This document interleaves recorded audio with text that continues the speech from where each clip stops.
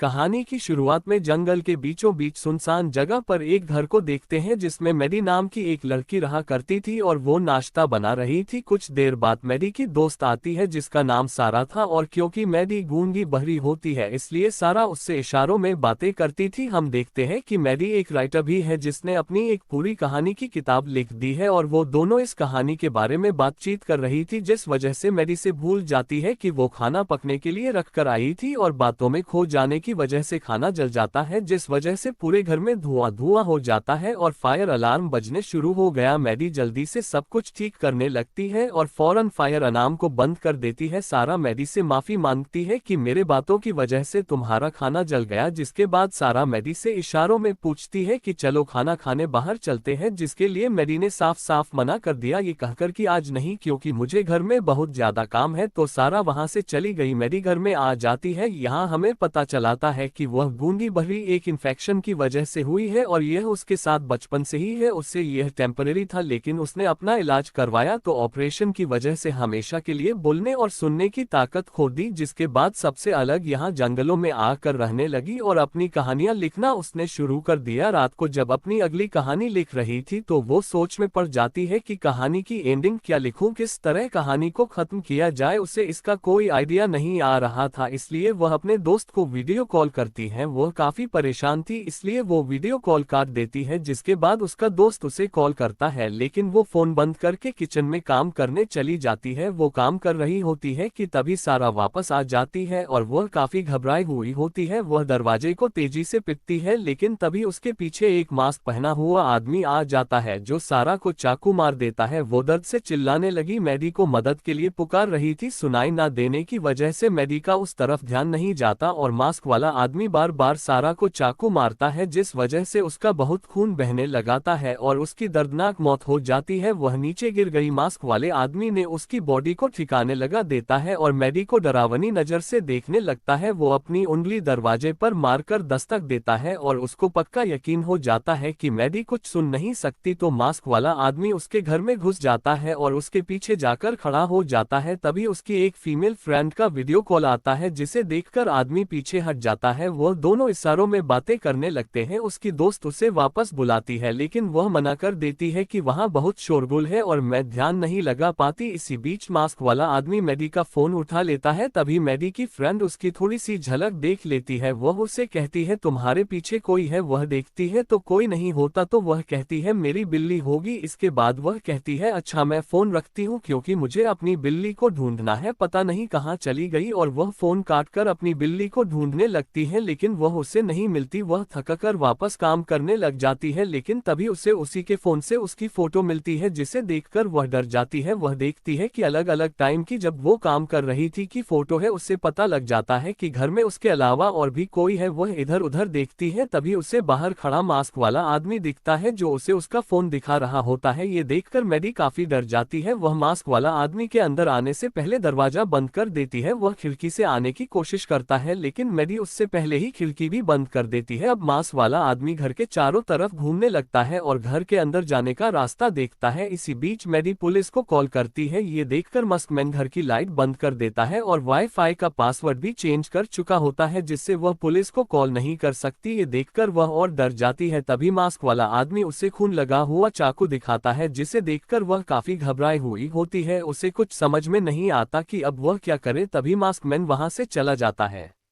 Maddie उसे देखने जाती है। वह देखती है कि वह आदमी गाड़ी के सभी टायर को पंचर कर रहा था ताकि वह वहां से भाग ना सके। मैडी को एक टॉर्च मिलती है, जिसे जलाकर वह देखी है कि कांच पर कुछ लिखा हुआ था कि मैं नहीं चाहता कि तुम किसी को बताओ कि तुमने मेरा चेहरा देखा हुआ है, तुम्हारा दोस्त आ रहा है। तभी मास्कमैन अपना मास्क हटाता है, जिसे देखकर मैडी हैरान रह जाती है क्योंकि वह उसके साथ रह चुकी थी, उसे चाहती थी, वह उसका दोस्त था, लेकिन अब वह दोनों अलग हो चुके थे। इसलिए उसने लिखा था तुम्हारा दोस्त आ रहा है। वह उसे वापस उसके साथ रहने के लिए कहता है और कहता है मैं जब चाहूं अंदर आ सकता हूं। ये कहकर वह वापस चला जाता है। मैडी किचन में जाती है और चाकू उठा लेती है और सभी दरवाजा खिड़कियों को अच्छे से बंद कर देती है और देखने लगती है कि कहीं वह अंदर तो नहीं आ गया है। तभी घर की खिड़की पर दस्तक होती है। मैडी देखने जाती है तो वह कोई और नहीं उसका दोस्त था, जो सारा की लाश के हाथों से खिड़की पर दस्तक दे रहा था। ये देखकर मैडी बहुत डर जाती है और सारा के लिए रोने लगती है। तभी उसे एक आइडिया आता है और वह गाड़ी की चाबी से गाड़ी का हॉर्न दबा देती है, जिससे मास्क मैन का ध्यान हट जाता है और वो खिड़की से सारा की बॉडी को अंदर लेने की कोशिश करती है, जिसे वह आदमी देख लेता है और उसे पकड़ने के लिए दौड़ता है, लेकिन मैडी उससे पहले खिड़की बंद कर लेती है, जिससे आदमी का हाथ बीच में फंस जाता है। वो खिड़की को खोलने की कोशिश करता है, ये देख मैडी पास में रखे हथौड़े से उसके हाथों पर वार कर देती है, जिससे आदमी दर्द से अपना हाथ बाहर खींच लेता है और मैडी खिड़की बंद कर देती है, जिससे आदमी दरवाजे से दूर जाता है। मैडी वहां से भागने की कोशिश करती है, लेकिन वो उसे देख लेता है और तीर कमान लेकर उसे मारने के लिए उसके पीछे जाता है। मैडी उससे बचने के लिए वापस घर में चली जाती है और दरवाजे को बंद कर लेती है, जिससे उसकी जान बच जाती है। अब वह ऊपर वाले कमरे में जाती है और खिड़की से छत पर चली जाती है। वह टॉर्च के जरिए आदमी का ध्यान भटकाने की कोशिश करती है और टॉर्च जलाकर काफी दूर फेंक देती है, जिससे आदमी का ध्यान उस तरफ चला जाता है और वह उधर जाने लगता है। मैडी अब छत पर चढ़ने लगती है, लेकिन आदमी फिर से उसे देख लेता है और तीर से उस पर हमला कर देता है, जो जाकर उसके पाँव में लग जाता है, जिससे उसे काफी दर्द होता है। जैसे तैसे करके वह छत पर चढ़ती है और आदमी भी उसके पीछे पीछे छत पर चढ़ने लगता। जैसे वह पहुंचने वाला होता है कि तभी मैडी उससे तीर कमान छीन लेती है और उसके चेहरे पर मुक्का मारकर उसे नीचे गिरा देती है और तीर कमान से उस पर हमला करने लग जाती है, लेकिन वह बच जाता है, जिसके बाद वह वापस छत पर चढ़ने लगता है। ये देखकर मैडी वापस कमरे में चली जाती है और खिड़की बंद कर लेती है। इसके बाद अपने जख्मों पर मलहम लगाने लगती है। तभी सारा का दोस्त वहां आ जाता है और आवाज लगाने लगता है। उसकी आवाज सुन लेता है और उसके पास चला जाता है और चोर चोर कहकर चिल्लाने लग जाता है, जिससे सारा का दोस्त डर जाता है और हाथ ऊपर करके बताने लगता है कि मैं कोई चोर नहीं हूँ, मैं सारा का दोस्त हूँ। वह काफी टाइम से वापस नहीं आई तो मैं उसे देखने आया हूँ। जिस पर वह आदमी कहता है मैं एक पुलिस वाला हूँ, मुझे यहाँ से मदद के लिए कॉल आई थी। वह अपने लोगों को बुलाने के लिए उससे उसका फोन मांगता है और बात करने के बाद फोन देने के बजाय वह खुद रख लेता है। इसके बाद सारा का दोस्त फोन वापस मांगता है। जैसे वह फोन देने वाला होता है तभी सारा की एयर रिंग नीचे गिर जाती है। इसके बाद उसे थोड़ा शक होता है। वह पूछता है कि मैडी तो ना तो बोल सकती है ना ही सुन सकती है, तो तुम्हें कॉल किसने किया। इसके बाद वह आदमी थोड़ा सोच में पड़ जाता है। थोड़ी देर सोचने के बाद वह बोलता है हो सकता है तुम्हारी दोस्त सारा ने कॉल किया होगा। उसके बातों से सारा के दोस्त को पक्का यकीन हो गया था कि कुछ तो गड़बड़ है। वह चुपके से पत्थर उठा लेता है और जैसे ही वह वार करने वाला होता है तभी मैडी वहां आ जाती है, जिसने सारा के दोस्त को देख लिया था और वह जोर जोर से दरवाजा पीटने लगती है और मदद के लिए चिल्लाने लगती है, जिससे सारा के दोस्त का ध्यान भटक जाता है। तभी आदमी उसके गले में चाकू मार देता, जिससे उसका काफी खून बहने लगता है और वह नीचे गिर जाता है। आदमी को लगता है कि वह मर गया और उसे चेक करने के लिए उसके पास जाता है। तभी अचानक से सारा का दोस्त उस पर हमला कर देता है और उसका गला